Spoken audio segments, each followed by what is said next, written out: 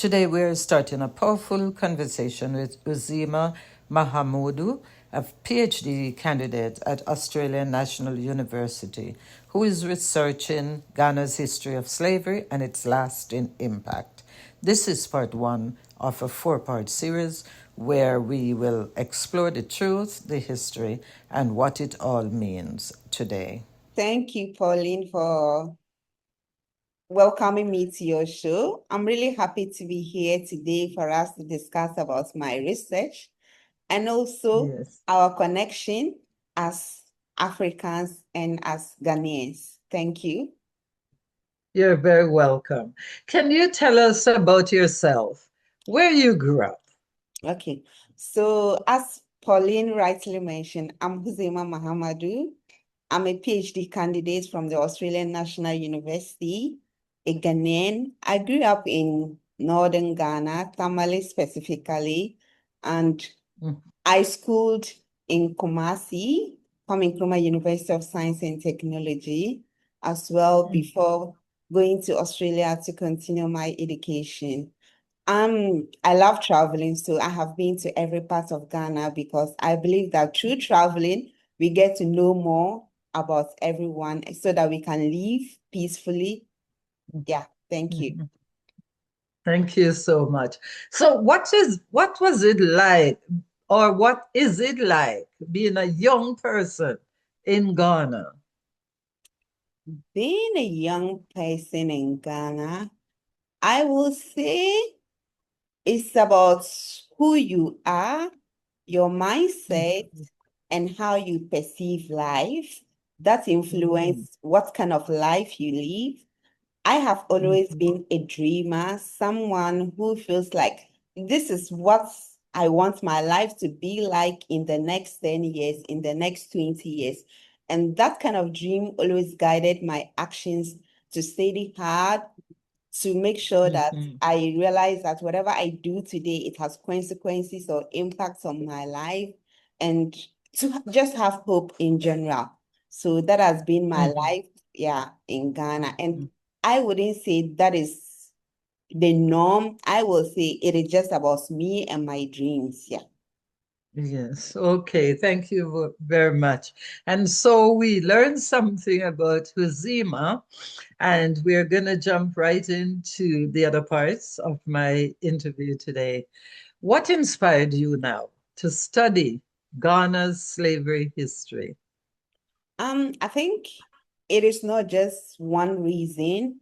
The first Mm, one is my visit to Cape Coast Castle, and mm, for the first time coming an encounter with our history of slavery. It was shocking to mm, me because I had no memory of that particular history. And that really was something new to me that I feel like there is huge. There is something that everyone should know and mhm, learn how to engage with. And so that was mm, the first thing that drew me closer to my project. Subsequently, I had traveled with colleagues to the place because I feel like it is something everyone needs to go and learn, to see our connection with the diaspora, to know what happened to our ancestors and the role that mm, was played by each mm, party. And so mm, it increased my interest because I realized that different people interacted with the history differently based on their connections mm, with it. And so I was really interested. And the second thing that caught my attention, other than that, was that when I read literature, I realized that the attention has been on African American perspectives. So I was interested in hearing about the African diaspora, which also includes mm, African Caribbeans, Afro-Brazilians, and also local Ghanaians. How do we engage with the history? It is in Ghana here. Do we know its global connections to the diaspora? What happened? And so mm, that was one of the reasons why I said, okay, mm, this is for me, this is what I want to do. And when it comes to connecting the history to its enduring legacies to I feel like it is good for us to make that connection as well. And so these three things inspired me to do my project. Mhm. Yeah, thank you. Mhm. Yes, and well said. It's very, very important for us to know. Some might not be able to do a PhD like yourself and to study so deep, but at least we can read your research and understand what happened. So now, I don't know, I still have to ask this. Why did you pursue this PhD at Australian National University?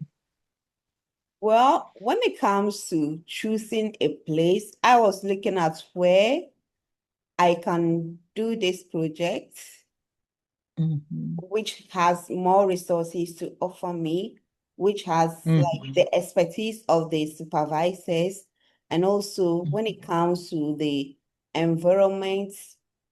Australia is multicultural and Australian National University as well. So Australian National University was like the game changer for me because I realized they have the support, the resources, and also the expertise to support my education. So I feel like, yes, this is what I wanted to do, my mhm, PhD research, and I'm happy I made that decision.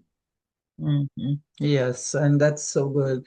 And what's your career goal? It just came in my head. What does the future look like for you? The future, for me, I have expertise in sustainable development. My background is about planning and economic development, and I have worked in the education arena for local and international non-governmental organizations, and I've worked as at the policy level with government as well. And currently, I'm also working on heritage. So I have expertise and experience when it comes to development, when it comes to education, and now heritage. And so I feel like I'm more like a global citizen. I can work Mhm, in the development well, I can work in academia, and I can do consulting. So these are the three areas that I'm aspiring to explore for my mhm, career. Yeah. mhm.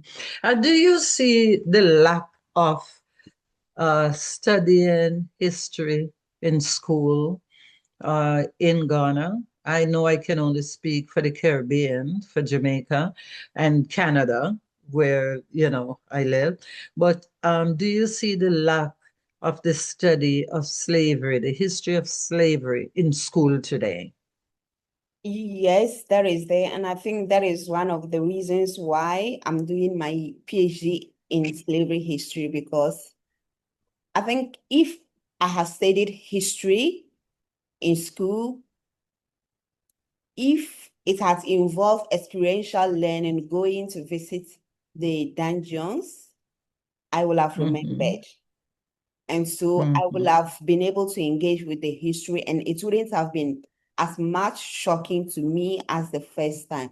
So yes, mhm, there is lack of, when it comes to detailed, let me just put it, detailed history learning in Ghanaian schools, and especially at the basic and senior high school level. There is snippets of the history there, but it is not enough for people to critically engage with the history, to be inquisitive, to want to learn more, or to want to go to mhm, the site it happens, to experience it and to critically engage with it.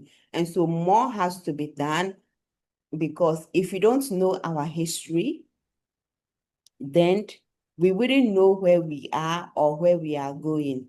And so it is very mhm, important that we go back, embrace our history, both the good and the bad. And slavery mhm, is the negative aspect of that history. We need to learn, how did it happen, why it happened, what contributed to its success, what lessons can we learn from this, what should we do, what actions should take place so that it doesn't happen again. We saying mhm. never again without actions, without actually actively learning the lessons, might not help us. So Mhm. the lack of history in schools, it is not helping. And that is why I'm encouraging the Ghana government and the Ghana Education Service that this is something that we need to take up. It is not just about studying the text in school, it's also about experiential learning for the students to go to the sites to also experience what actually happened. And I think that is good. Thank you, Huzeima, for sharing your knowledge and insight with us. And to our subscribers, thank you for joining us for part one of this important conversation. If this made you think, be sure to like, comment, and subscribe to PS We're Exploring. I'll see you in part two.